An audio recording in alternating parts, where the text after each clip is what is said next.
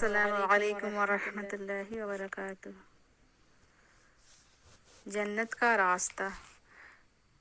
ہر جمعہ کو نماز سے فارغ ہونے کے بعد مسجد کے امام صاحب اور ان کا ایک 11 سالہ بیٹا نیدرلینڈز کی گلیوں میں نکل پڑتے اور لوگوں کے درمیان جنت کا راستہ نامی کتابچہ تقسیم کرتے پھرتے۔ یہ معمول چلتا رہا، یہاں تک کہ ایک جمعہ کو موسم خراب ہو گیا، موسلا دھار بارش ہونے لگی اور کڑاکے کی ٹھنڈ پڑ گئی۔ بچے نے بہت سارے کپڑے زیب تن کر لیے تاکہ اسے سردی کا احساس نہ ہو سکے، اور اپنے والد سے گویا ہوا، ابا چلے، میں تیار ہوں۔ باپ نے کہا، بیٹا کہاں کی تیاری ہے؟ بیٹے نے جواب دیا، ابا جان کتابچوں کی تقسیم کاری کا وقت ہو چلا ہے۔ باپ نے کہا، بیٹا آج موسم کافی ٹھنڈا ہے، بارش بھی ہو رہی ہے، آج موقوف کرتے ہیں۔ یہ سن کر بیٹے نے حیران کر دینے والا جواب دیا اور کہا، ابا جان بہت سارے لوگ تو دوزخ کی طرف بڑھ رہے ہیں۔ باپ نے کہا، بیٹا اس موسم میں نکلنا ٹھیک نہیں ہے۔ بچے نے کہا، اچھا ابا جان مجھے اجازت دے، میں اکیلا ہی جاتا ہوں۔ باپ نے کچھ تردد کے بعد کہا، اچھا ٹھیک ہے، احتیاط سے جاؤ۔ 11 سال کا یہ بچہ جذبات سے لبریز باپ کو شکریہ کہتے ہوئے نکل پڑا۔ اس عمر کے بچے عموماً لڑکپن کی خرمستیاں لوٹتے ہیں، لیکن یہ ننھی سی نوخیز کلی آفاقی ذہنیت کا شاہکار تھا۔ راستے بھر بھیگتے بھاگتے لوگوں سے ملتا رہا، کتابچے کی تقسیم کرتا رہا۔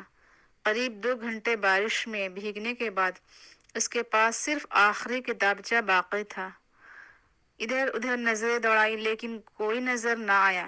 لیکن بارش اور ٹھنڈ کی وجہ سے شہر خاموش میں ڈوبی ہوئی تھی، کوئی راہ نہ دیکھا۔ قریب کے ایک چھوٹے سے گھر کی طرف بڑھا، سوچا کوئی ہوگا تو آخری کتاب بھی اسے دے دوں۔ پاس پہنچا، دروازہ کھٹکھٹایا لیکن کوئی آواز نہ آئی۔ وہ برابر دروازہ کھٹکھٹاتا رہا، جانے اس کے دل میں کیا آیا کہ وہ وہاں سے جانے کا نام نہیں لے رہا تھا، اور اب کی بار دروازہ بہت زور کے ساتھ کھٹکھٹایا۔ کچھ لمحے بیت جانے کے بعد ایک عمر رسیدہ خاتون دروازے پہ آئی، جس کے چہرے پر بہت افسردگی نمایاں تھے۔ بولی، بیٹے کیا کام ہے؟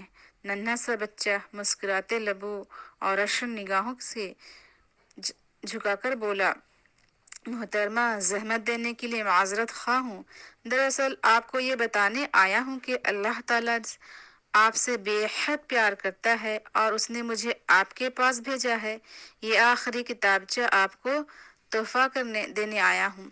یہ کتابچہ آپ کو اللہ تعالیٰ کے بارے میں کچھ پیغامات دے گا اور خلق مخلوق کی حقانیت کو واضح کر دے گا۔ خاتون نے کتابچہ لیا اور شکریہ کہتے ہوئے واپس اندر گئی۔ بچہ بھی گھر لوٹ آیا۔ اگلے ہفتے جمعہ کا خطبہ ختم ہونے کے بعد وہ بزرگ خاتون کھڑی ہوئی اور پورے مجمع سے مخاطب ہو کر کہا، میرا یہاں کوئی جاننے والا نہیں ہے اور نہ اس سے پہلے یہاں آنے کا کبھی اتفاق ہوا ہے۔ گزشتہ جمعہ کو میں مسلمان نہیں تھی اور نہ ہی میں نے کبھی مسلمان ہونے کا خیال دل میں لایا تھا۔ کچھ ماہ پہلے میرے شوہر کا انتقال ہو گیا اور مجھے تنہا چھوڑ کر چلا گیا۔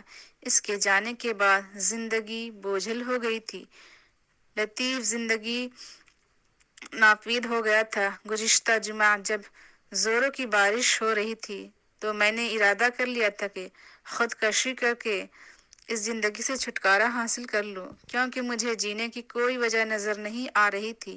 لہٰذا میں نے اوپر کے کمرے میں جا کر رسی اور کرسی کے سہارے جان دینے کی ٹھان لی تھی۔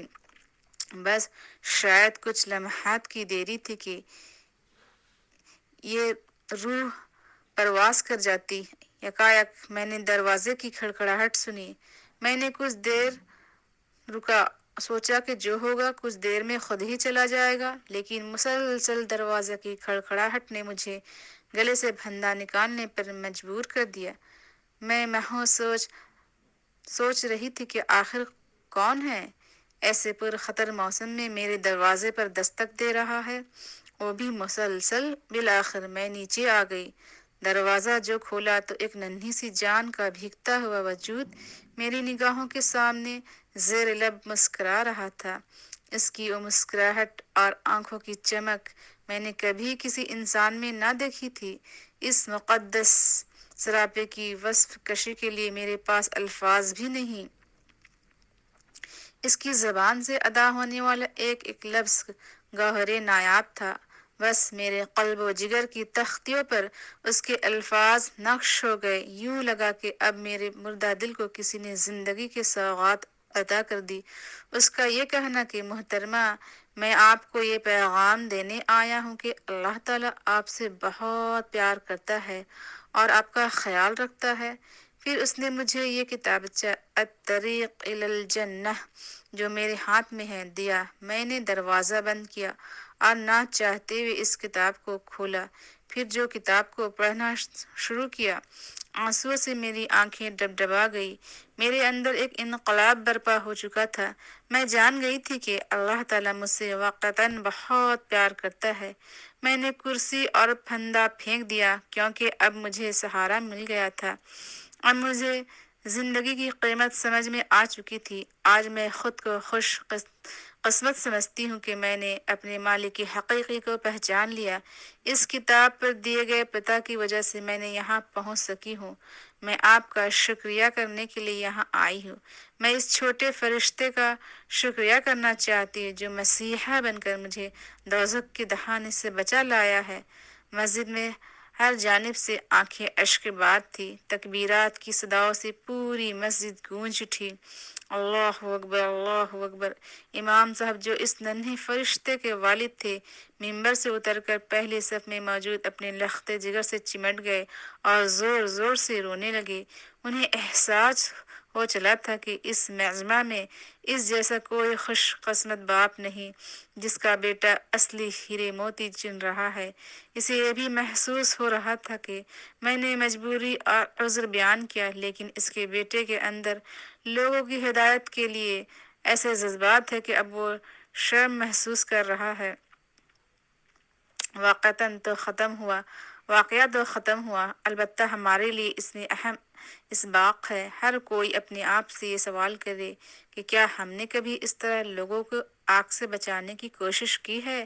کیا ہمارے سینے میں وہ درد اور کسک ہے جو ہمارے پیارے نبی صلی اللہ علیہ وسلم کو لوگوں کی ہدایت کے لیے تھی، یا جو اس ننھے سے بچے کے دل میں تھی؟ کیوں نہ ہم عہد کر لیں کہ جہاں جیسے جب بھی موقع ملے اپنے محدود وسائل کو بروئے کار لا کر دعوت اللہ کے فریضے کو ساتھ جڑ جائے۔ اللہ تعالی ہم سب کو توفیق عطا فرمائے، آمین۔ جزاکم اللہ خیرا کثیرا۔ السلام علیکم ورحمۃ اللہ وبرکاتہ۔